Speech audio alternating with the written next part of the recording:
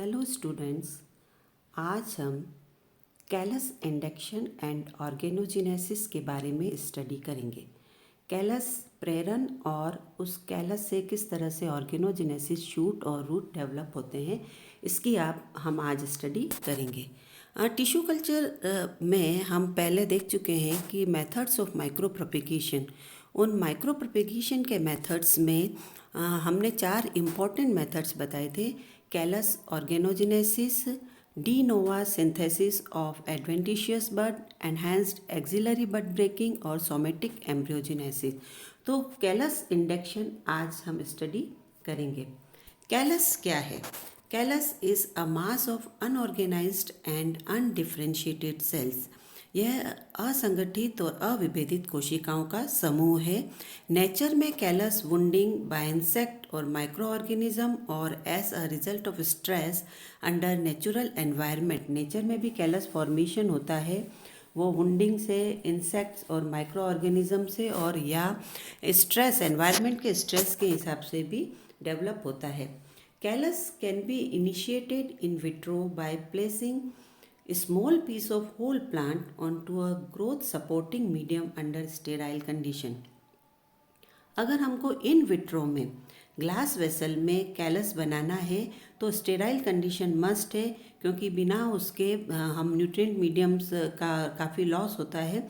तो sterile medium में किसी भी स्मॉल पीस के प्लांट को, मतलब कोई भी एक्सप्लांट को अगर रखा जाता है न्यूट्रिएंट मीडियम के ऊपर, तो उससे कैलस बनता है। The initiation of callus formation is referred to as callus induction. Callus formation, callus का बनने का इनिशिएशन जो होता है वो कैलस इंडक्शन कहलाता है। तो कैलस असंगठित अविभेदित कोशिकाओं का समूह है। नेचर में भी कैलस इंड्यूस होता है स्ट्रेस या वुंडिंग के द्वारा, और कैलस को हम इन विट्रो में या ग्लास वेसल में स्मॉल पीस ऑफ एक्सप्लांट को, स्मॉल पीस ऑफ प्लांट जिसको कि हम एक्सप्लांट कहते हैं, उसको अगर मीडियम के ऊपर रखते हैं स्टेराइल कंडीशन में, तो डी डिफ्रेंशिएशन के साथ में कैलस फॉर्मेशन होता है और कैलस का इनिशिएशन कैलस इंडक्शन कहलाता है। General characters of callus growth. Callus वृद्धि के सामान्य लक्षण क्या हैं? Cells of callus grow irregularly. They are round to flat in shape. Some callus are hard and compact with lignin, while some are fragile. Color development depends upon circumstances. White in dark, green due to chloroplast, purple anthocyanin stored in vacuoles, yellow due to carotenoid और brown due to phenol secretion। तो callus irregularly grow करता है, अनियमित रूप से grow करता है। ये गोल से फ्लैट शेप में हो सकते हैं, ये हार्ड होते हैं, कॉम्पैक्ट होते हैं जिसमें कि लिग्निन का डिपोजिशन होता है, और कुछ कैलस बहुत ही भंगुर या लूज होते हैं जिसमें से सिंगल सेल्स को आइसोलेट करना आसान होता है। और कैलस कलरफुल भी होते हैं। अगर ग्रीन है कैलस तो क्लोरोप्लास्ट की वजह से है, पर्पल एंथोसाइनिन की वजह से होता है जो कि स्टोर होता है वैक्यूल में, येलो कैरोटिनॉइड की वजह से होता है, जबकि ब्राउन फिनोल सिक्रीशन के कारण होता है, और अगर वाइट कैलस है तो वो डार्क में रखे होने की वजह से होता है। कैलस को मेंटेनेंस, कैलस को कैसे मेंटेन किया जाता है? The continuous division of cells produces a mass of cells और callus on the explant. This callus is separated from the explant and transferred on fresh medium. After attaining growth, callus is subcultured at regular interval of 3 to 4 weeks by dividing it into pieces 250 to 500 milligram each and transferred to fresh medium. The callus piece used to inoculate a flask is known as inoculum. A callus may lose its auxin cytokinin requirement after repeated subculture. The callus is then autotrophic and with regard to regulators, this is called habituation. तो suppose कि हमने callus बना दिया है, callus हमने artificial medium में, suppose MS medium में कुछ ग्रोथ रेगुलेटर्स डालकर कैलस ग्रो कराया है डीप डिफ्रेंशिएशन के द्वारा। अब इस कैलस को हमको मेंटेन करना है। कैलस को हम लंबे समय तक मेंटेन कर सकते हैं टिश्यू कल्चर कंडीशंस में, या ग्रोथ जो रूम है उस कंडीशंस में, डार्क में भी उसको मेंटेन किया जा सकता है काफ़ी लंबे समय तक। और जब उसको लाइट में डालते हैं तो ऑर्गेनोजेनेसिस किया जाता है उसमें। तो कंटिन्यूअस डिवीजन जो सेल्स का है उससे जो कैलस बनता है उसको फिर हम क्या करते हैं, फ्रेश मीडियम पर ट्रांसफ़र करते हैं, उसको छोटे छोटे छोटे छोटे टुकड़ों में तोड़ के और फिर वापस फ्रेश मीडियम में ट्रांसफ़र करते हैं। फ्रेश मीडियम में इसलिए ट्रांसफ़र किया जाता है क्योंकि न्यूट्रिएंट मीडियम ख़त्म हो जाता है, प्लस जो प्लांट मटेरियल से कुछ पार्ट्स बाहर निकलते हैं, एक्सोडेट्स बाहर निकलते हैं, उससे कि जो टॉक्सिक हो जाता है न्यूट्रिएंट मीडियम, तो उसको वापस से फ्रेश मीडियम में ट्रांसफ़र करने से वापस बहुत फास्ट ग्रोथ स्टार्ट होती है। और कुछ एक ग्रोथ अटेन करने के बाद में उसको सब कल्चर करते हैं 3 से 4 वीक के अंदर अंदर फ्रेश मीडियम पे ट्रांसफ़र किया जाता है। और इस कैलस पीस है जो कि फ्लास्क में इनोक्यूलेट करने के काम आता है, उसको हम इनोक्यूलम कहते हैं। और जब वो हैबिचुएट हो जाता है, मतलब कि पहले हम ऑक्सिन्स और साइटोकाइनिन का कॉम्बिनेशन डालते हैं कैलस के लिए, और फिर कुछ समय के बाद में बिना ग्रोथ रेगुलेटर्स के भी कैलस की ग्रोथ होती रहती है। तो ये कहलाता है कि कैलस का हैबिचुएशन हो चुका है, अब इसको प्लांट ग्रोथ रेगुलेटर्स की ज़रूरत नहीं है बाहर से सप्लाई करने की, ये ऑटोमेटिक ऑटोट्रॉफिक हो गया है और अपनी रिक्वायरमेंट खुद सिंथेसाइज करने लगा है। यहाँ दिखा रहे हैं हम कैलस ग्रोथ कल्चर में डिफरेंट ग्रोथ दिख रही है कैलस की। ये हमने एक्सप्लांट एक रखा है, जैसे ये एक्सप्लांट है, इस एक्सप्लांट्स को कट किया दोनों तरफ से। यहाँ जो पेरेन्काइमेटस सेल्स एक्सपोज हो गई है वो पेरेन्काइमेटस सेल्स में फास्ट डिवीज़न होता है और उस फास्ट डिवीज़न के साथ में कैलस बनना स्टार्ट होता है जो यहाँ पर दिख रहा है। अब ये डिफरेंट टाइप ऑफ कैलस जो कि बनते हैं, जो अभी हमने डिस्कस किया था कि अगर वाइट कैलस है तो ये किसकी वजह से है, डार्क में रखे जाने की वजह से। अगर ये कैलस येलो है या ये कैलस ब्राउन है, तो येलो कैलस है तो फिर वो कैरोटीनॉइड की वजह से है, ब्राउन है तो फिनॉल की वजह से होता है, green callus due to chloroplast, और ये है पर्पल कैलस, ये एंथोसाइनिन, जो स्पेक्यूल्स में एंथोसाइनिन के स्टोर होने की वजह से बनता है।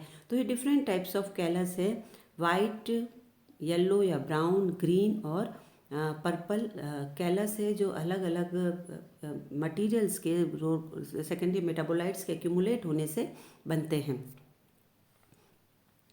ये है कैलस इंडक्शन और ऑर्गेनोजेनेसिस के सारी स्टेप्स। यहाँ हम बता रहे हैं कि ये सबसे पहले एक एक्सप्लांट जिसको कि प्लांट ग्रोथ रेगुलेटर के साथ में मीडियम पर रखा गया है, इसमें हम कॉम्बिनेशन या अलग से यूज़ करते हैं कि कौन सा ग्रोथ रेगुलेटर यूज़ करना है, किस कंसंट्रेशन में यूज़ करना है, उसकी दूसरे ग्रोथ रेगुलेटर के साथ क्या कॉम्बिनेशन सेट करना है और हमारा एक्सपेरिमेंट का पर्पस क्या है। तो ये यहाँ पर कैलस ग्रोथ, अगली बार कैलस ग्रोथ हो रही है और ये इसको हम फिर सब कल्चर करेंगे क्योंकि ये काफ़ी ग्रोथ हो गई है। अब हम इसको छोटे छोटे टुकड़ों में डिवाइड करेंगे और उसको वापस फ्रेश मीडियम पर ट्रांसफ़र करते हैं। अब इसके बाद जब हमारे पास सफिशिएंट अमाउंट ऑफ कैलस इकट्ठा हो गया है तो हम इसमें ऑर्गेनोजेनेसिस इंड्यूस करते हैं, इसका मतलब उसमें अब ऑर्गन फॉर्मेशन होएगा। तो ये ऑर्गेनोजेनेसिस के लिए हम क्या करते हैं, ऑक्सिन की कंसंट्रेशन को कम करके साइटोकाइनिन की कंसंट्रेशन को बढ़ा देते हैं। तो हम देख रहे हैं यहाँ पर शूट्स इकट्ठे हो गए हैं, शूट्स बनने लगे हैं, ये शूट्स बन रहे हैं और ये रूटेबल शूट्स हैं। इसके एक पर्टिकुलर जो लेंथ अटेन कर लेते हैं ये वो शूट्स कहलाते हैं रूटेबल शूट्स। इन रूटेबल शूट्स को अब हम डालते हैं एक ऐसे मीडियम में, टेस्ट ट्यूब या कल्चर ट्यूब्स में, जहाँ की ऑक्सिन्स पड़ा हुआ है, क्योंकि ऑक्सिन्स रूटिंग को इंड्यूस करता है। और ये यहाँ हम दिखा रहे हैं कि ये ऑक्सिन्स में डालने के बाद अंदर रूटिंग हुई है लास्ट वाले में।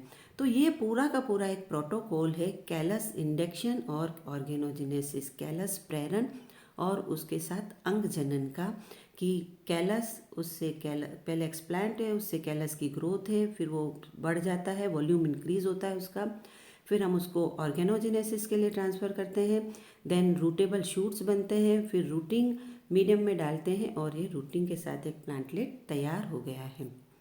Organogenesis, the process of initiation and development of an organ is called organogenesis. Callus से जब ऑर्गन बनता है, शूट बनता है या रूट बनती है, तो ये ऑर्गेनोजेनेसिस कहलाता है।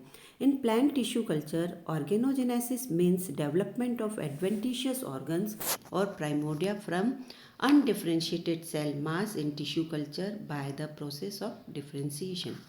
Organogenesis in plant tissue culture involves two distinct phases, dedifferentiation and redifferentiation.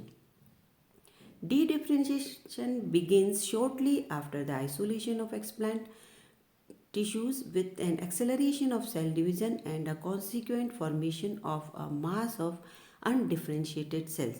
तो अंग जनन क्या कहलाता है? अंग जनन के लिए बहुत इम्पोर्टेंट है डी डिफ्रेंशिएशन और फिर रीडिफ्रेंशिएशन.